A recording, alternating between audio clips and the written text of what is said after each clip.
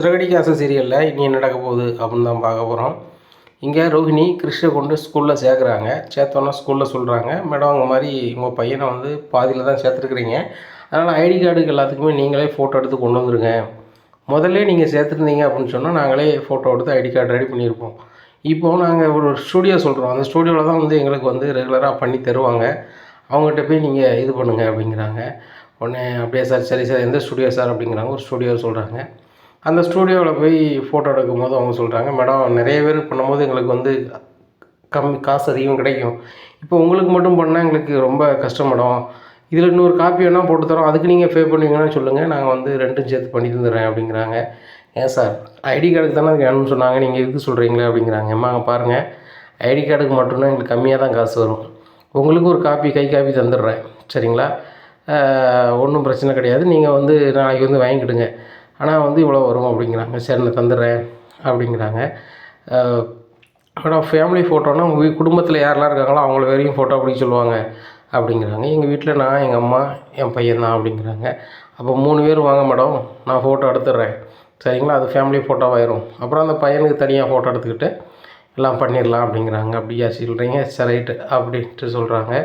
அப்போ நேராக ஃபோன் அடிக்கிறாங்க ரோஹினியோட அம்மாவுக்கு. அம்மா நீ பிறப்பிட்ரு, நான் உன்னை இப்போ பைக்கில் கூப்பிட வரேன், வித்யா பைக் என்கிட்ட தான் இருக்குது, கூப்பிட வரேன், கிறிஷ் ஸ்கூலுக்கு வந்து புதுசாக ஃபோட்டோலாம் கேட்குறாங்க, அவன் ஐடி கார்டுக்கு கேட்குறாங்க, யார் வந்து பசங்களை கூப்பிட போகிறீங்களோ அவங்களுக்கும் ஃபோட்டோ கொடுக்கணும் வைக்கணும்னு சொல்கிறாங்க, அதனால் நம்ம 3 பேரும் சேர்ந்து ஃபோட்டோ எடுக்கணும் அப்படிங்கிறாங்க.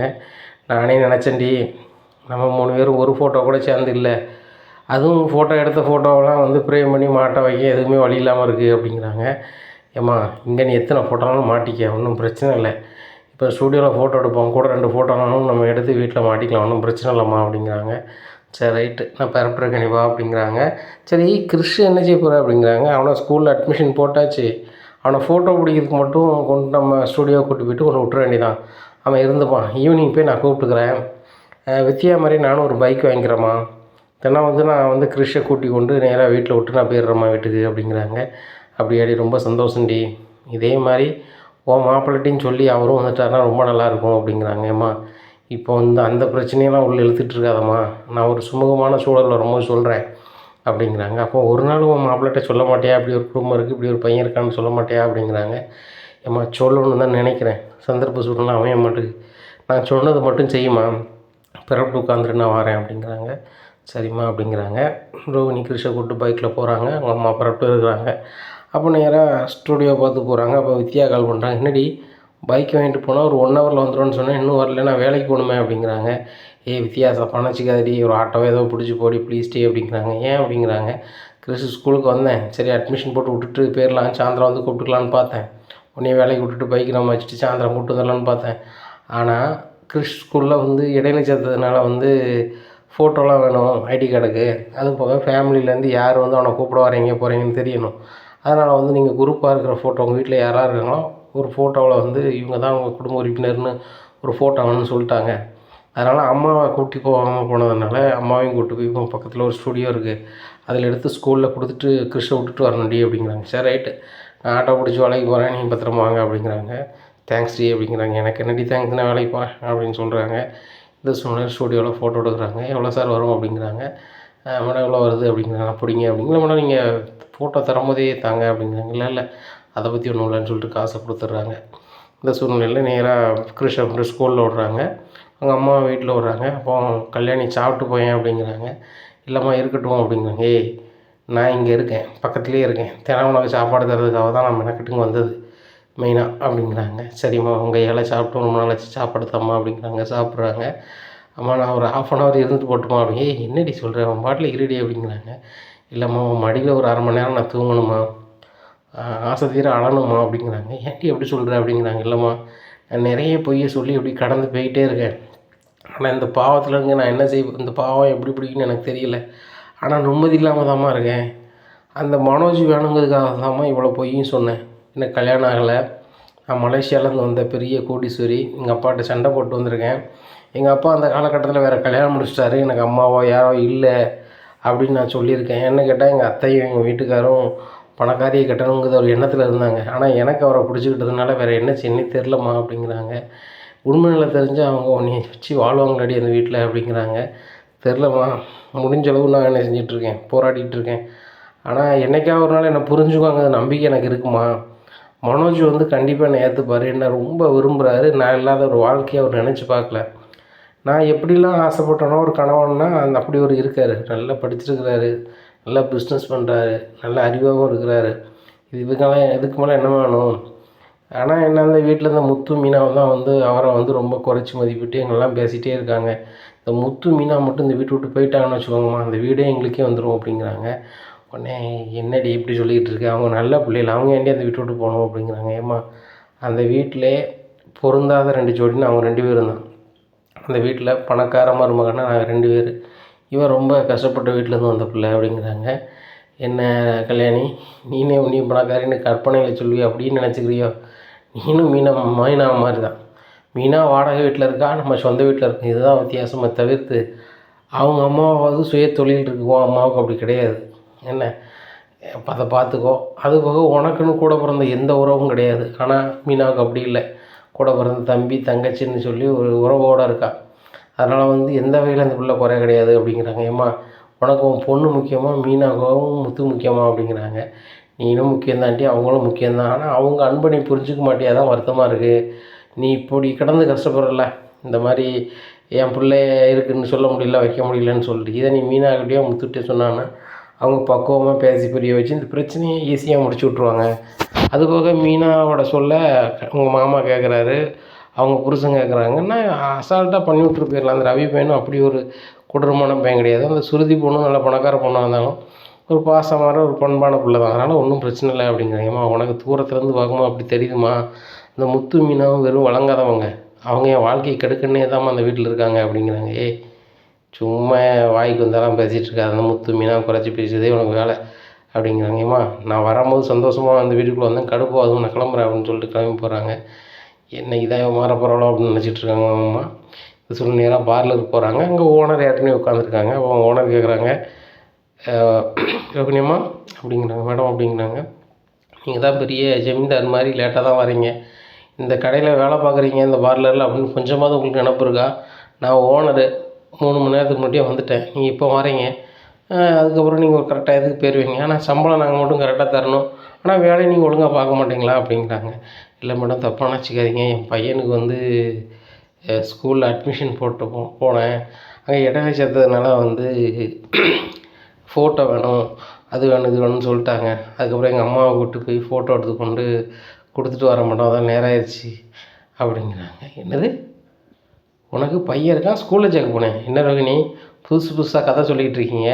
உங்களுக்கு இப்போ தான் கல்யாணம் ஆச்சு, உங்கள் புருஷன் வந்து ஃபர்னிச்சர் கடை வச்சுருக்காரு, குழந்த இல்லாமல் ஹாஸ்பிட்டலில் போய் செக்அப் பண்ணீங்க அப்படின்னு அன்றைக்கி சொன்னீங்க, இன்றைக்கி என்ன எப்படி சொல்கிறீங்க அப்படின்னா, ஆஹா உளறிட்டோமே அப்படின்னு சொல்லிட்டு. இல்லை மேடம், அது வந்து மேடம் இங்கே பாருங்கள் ரோகிணி, ஏதோ பொய் சொல்கிறீங்க அது மட்டும் தெரியுது சரியா, லேட்டாக வந்ததுக்கு எங்களை அம்மா காரணம் சொல்கிறீங்க, நீங்கள் யார் என்ன வரணும்னு எல்லாமே என்கிட்ட சொல்லிட்டீங்க, மறுபடியும் வேறு முகவரியை சொல்கிறீங்க, இது நல்லா இல்லை ரோகிணி, உங்களை நம்பி தான் வந்து நான் அந்த பார்லரை விட்டு போயிருக்கேன், ஆனால் நீங்கள் வந்து என்கிட்டயே இவ்வளோ பொய் சொல்கிறீங்க, அப்போ வரவு செலவில் எவ்வளோ பொய் சொல்கிறீங்கன்னு தெரியலையே, நீங்கள் வரவு செலவு நோட்டை தூக்கிட்டு வாங்க என் ரூமுக்கு அப்படிங்கிறாங்க.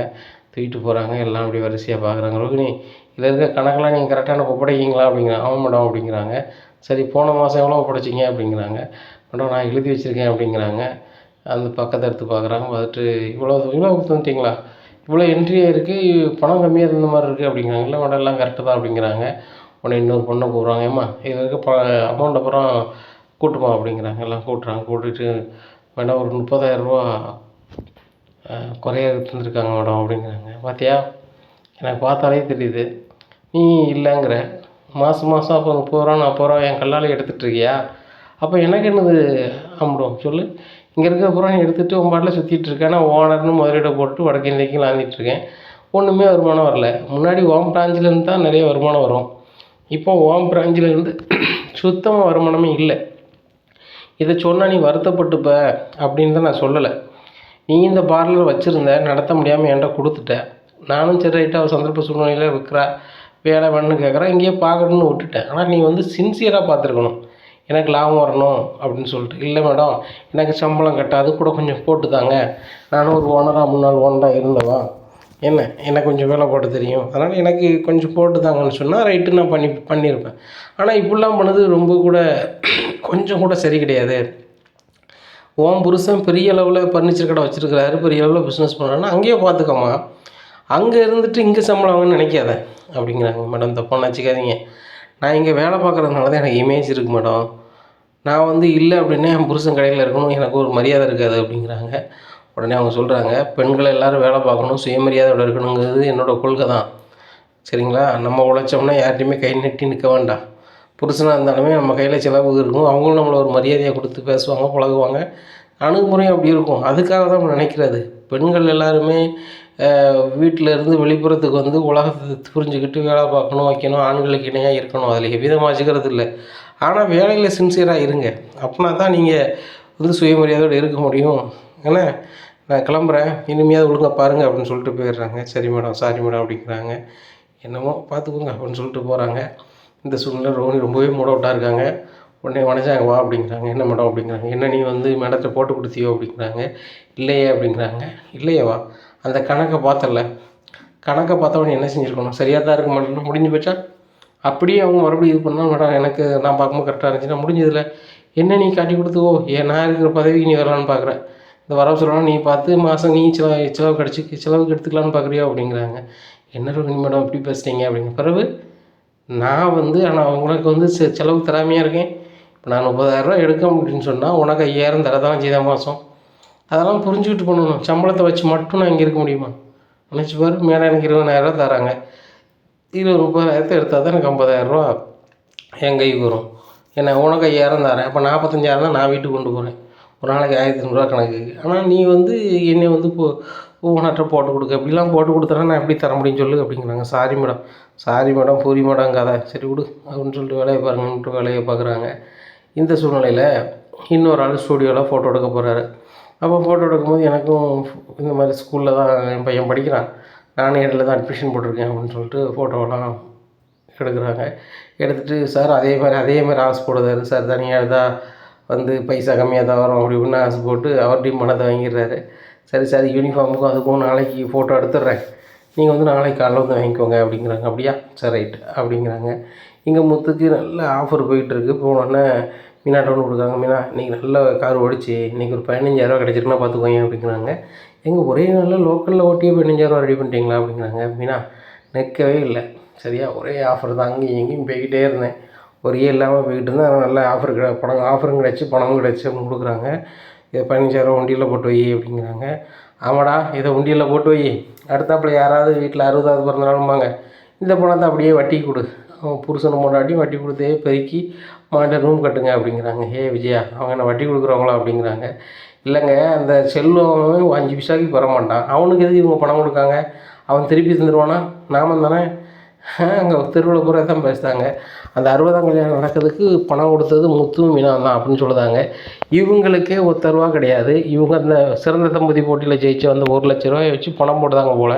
மறுபடியும் எப்படி வீடு கட்டுவாங்க அப்படிங்கிறாங்க. அவங்க கெட்டுதாங்க, கெட்டலை, அது அவங்கள சேர்ந்தது, உனக்கு என்ன அப்படிங்கிறாங்க.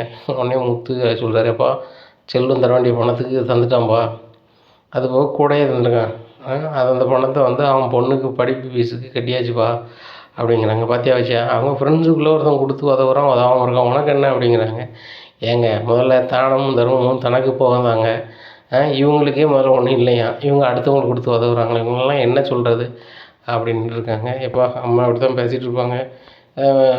மீனா கொஞ்சம் வெந்நி வச்சு கொடு, நான் குளிக்க போகிறேன் அப்படிங்க, வாங்க அப்படின்ட்டு வெந்நி போட போகிறாங்க.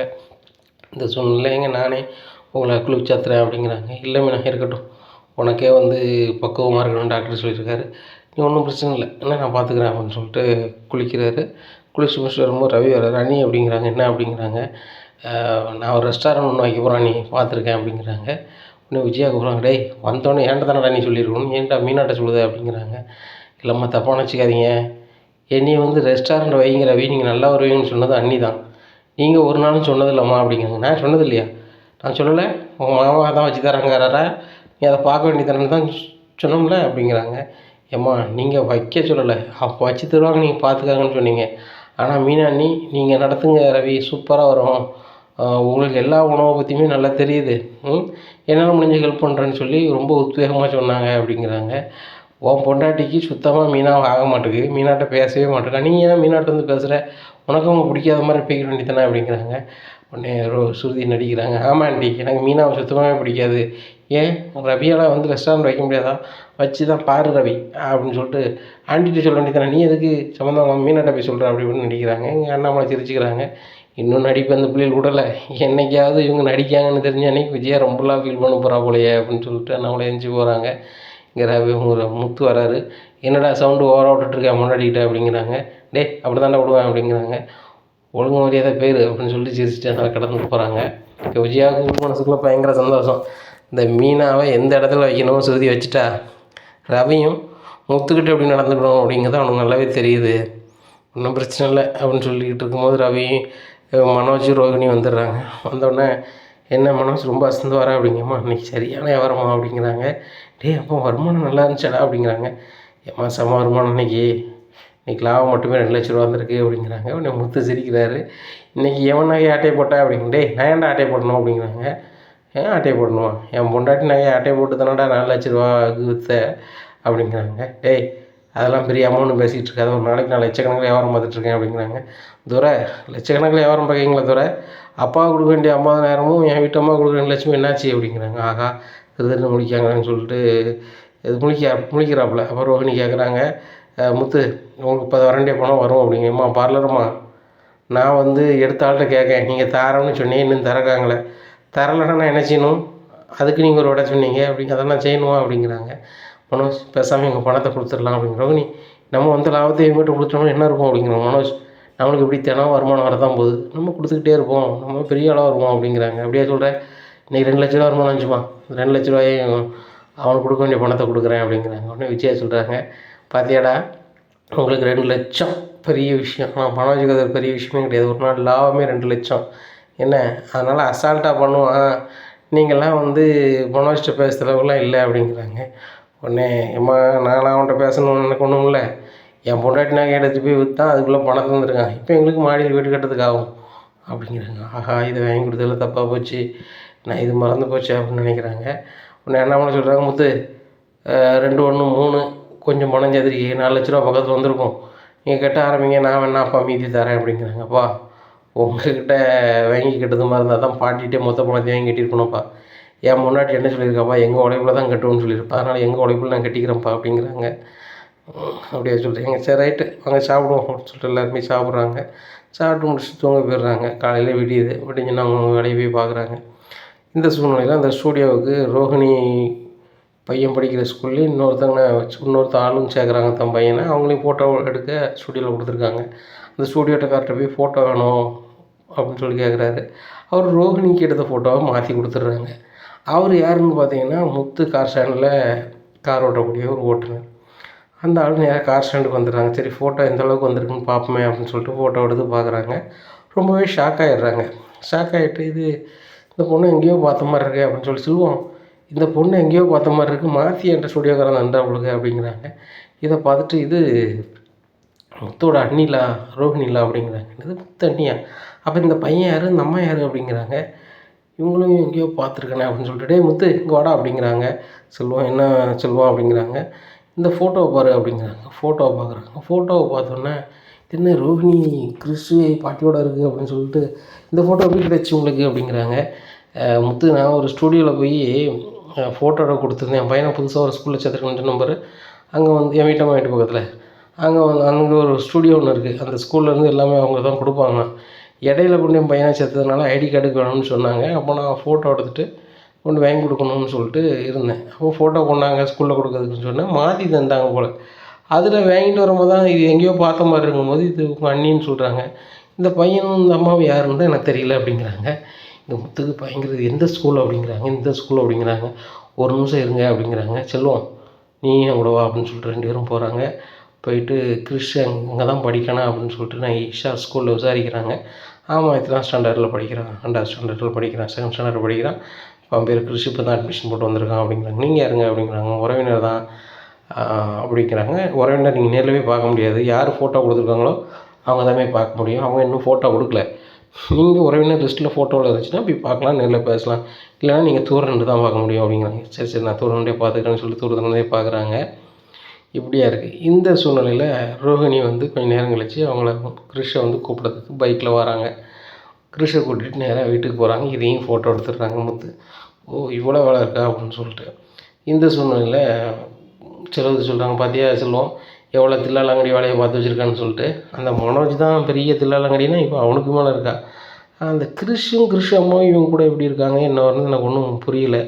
கேட்டால் கிறிஷ் வந்து இங்கே தான் படிக்கிறான், கார்டியன் நிலைமையில் ரோஹிணி தான் எழுதி போட்டாங்க, அவங்க அம்மானு சொல்கிறாங்க, அப்படி இப்படின்னு சொல்கிறாங்க. ஆனால் எனக்கு என்ன ஏதுன்னு ஒன்றுமே புரியலையே அப்படிங்கிறாங்க. சரி முத்து, இது வந்து பெண் பிள்ளை கதை, டவார்னு எடுத்தவங்க ஒருத்தவங்கன்னு சொல்லி நீ சவுண்டு பார்ட்டி மாதிரி பண்ணிடாத, நாசுக்கா பண்ணு அப்படிங்கிறாங்க.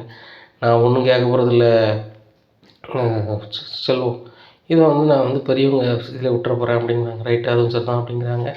நேராக வீட்டுக்கு போகிறாங்க. வீட்டுக்கு போனேன்ப்பா அப்படிங்கிறாங்க, இந்த ஃபோட்டோவை பாருங்கப்பா அப்படிங்கிறாங்க.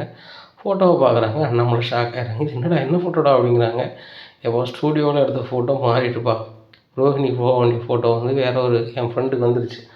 அவர் வந்து இது வந்து எங்கேயோ பார்த்த மாதிரி இருக்குது, அவங்க அண்ணியான்னு சொல்லி கேட்டு என்கிட்ட தந்துட்டாங்க. அவங்க கூட இருக்கிறது கிறிஷ் பாட்டியும். அவங்க 2 பேரும் எப்படி இவங்களுக்கு பழக்கம், எப்படி ஒரே ஸ்டூடியோவில் போய் ஃபோட்டோ எடுத்தாங்க. அந்த பையனை எதுக்கு இந்த பொண்ணு இந்த ஸ்கூலில் போய் சேர்த்துருக்கா, அம்மான்னு அதுவும் சொல்லி சேர்த்துருக்கு. என்ன வரேன் ஏது வரேன்னு நீங்கள் தான்ப்பா கேட்கணும், இந்த வீட்டை நீதிபதி நீ தான்ப்பா, நீ தான் கேட்கணும் அப்படிங்கிறாங்க. இப்படி நான் பார்த்துக்கிறேன் அப்படின்னு சொல்லிட்டு நேராக வச்சு ஏட்ட போகிறாங்க. வச்சு அவன்கிட்ட கொஞ்சம் பேசணும் அப்படிங்கிறாங்க. என்னங்க அப்படிங்க, இதை பாரு அப்படிங்கிறாங்க. அந்த ஃபோட்டோவை பார்த்துட்டு அவங்களும் ரொம்ப ஷாக் ஆகிறாங்க. என்னங்க ரோஹிணி இவங்க கூட இருக்கா, என்னங்க நடக்குது அப்படிங்கிறாங்க. எனக்கு ஒன்றும் புரியலை. முத்து தான் அந்த ஃபோட்டோவை கொண்டு கொடுத்தான். ஸ்டூடியோவில் ஃபோட்டோ எடுத்துருப்பாங்க போல், குரூப் ஃபோட்டோ எடுத்துருப்பாங்க போல். இந்த ஃபோட்டோ முத்தோட ஃப்ரெண்டுக்கு மாறி வந்துருச்சு. ஆனால் ரோஹிணி அதே ஸ்டூடியோ தான் எடுத்திருக்கா. போய் விசாரிக்கையில் ஒரு ஸ்கூலில் போய் நான் தான் அந்த பையனோட அம்மான்னு சொல்லி ஸ்கூலில் சேர்த்துருக்கா. இது என்ன வரும் ஏது வரணும்னு தெரியலை, நீ தான் நாசுக்காக கேட்கணும் அப்படிங்கிறாங்க. என்னங்க சொல்கிறீங்க, நான் சும்மா விட மாட்டேன். அந்த ரோஹிணி எப்படி வந்து தாய் தகப்பன் இல்லைன்னா இவ போய் தாயின் கொண்டு சாப்பாளோ வரட்டும், அவளுக்கு நான் வச்சுக்கிறேன் அப்படிங்கிறாங்க. என்ன நடந்துச்சு எது நடந்துச்சுன்னு உனக்கும் தெரியாது எனக்கும் தெரியாது, ரோஹிணி வரட்டும் கேளு அப்படிங்கிறாங்க. இல்லைங்க அது சரி வராது அப்படிங்கிறாங்க. என்ன செய்ய போகிற அப்படிங்கிறாங்க. கொஞ்சம் பொறுங்க அப்படின்னு சொல்லிட்டு மனோஜுக்கு ஃபோன் அடிக்கிறாங்க. ஸ்ருதி ரவிக்கு எல்லாருக்குமே ஃபோன் அடிக்கிறாங்க. நேரத்தில் வீட்டுக்கு வாங்க அப்படின்னு சொல்லிட்டு எல்லாருமே வந்துடுறாங்க. வந்த முன்னாடி கதவை சாத்திடுறாங்க. கேட்டு கதை வீட்டுக்கு வந்த மனோஜ்கிட்ட நடந்ததை சொல்கிறாங்க. மனோஜ் ரொம்பவே ஷாக் ஆகிறாரு. ரோஹிணியும் வீட்டுக்குள்ளே வராங்க. வரும்போது கேட்டு கதவை அடைச்சிருக்கு. அடைச்சோன்னே மனோஜ் கதவை அடைச்சிருக்கு அப்படிங்கிறாங்க. அம்மா வராங்க கதவை திறப்பாங்க அப்படிங்கிறாங்க. மனோஜ் கதவுக்கிட்ட போகிறாங்க. விஜயா, ஏம்மா இந்த ஃபோட்டோவில் இருக்குது யார், இது எப்படி நீங்கள் ப்ரூஃப் ஃபோட்டோ எடுத்தீங்க அப்படிங்கிறத சொல்லிவிட்டு வீட்டுக்குள்ளே வா அப்படிங்கிறாங்க. இனி என்ன நடக்கும் அப்படிங்கிறத பொறுத்து இருந்து பார்க்கலாம். நம்ம சேனலை நீங்கள் மறக்காமல் லைக் அண்ட் சப்ஸ்கிரைப் பண்ணுங்கள். நன்றி, வணக்கம்.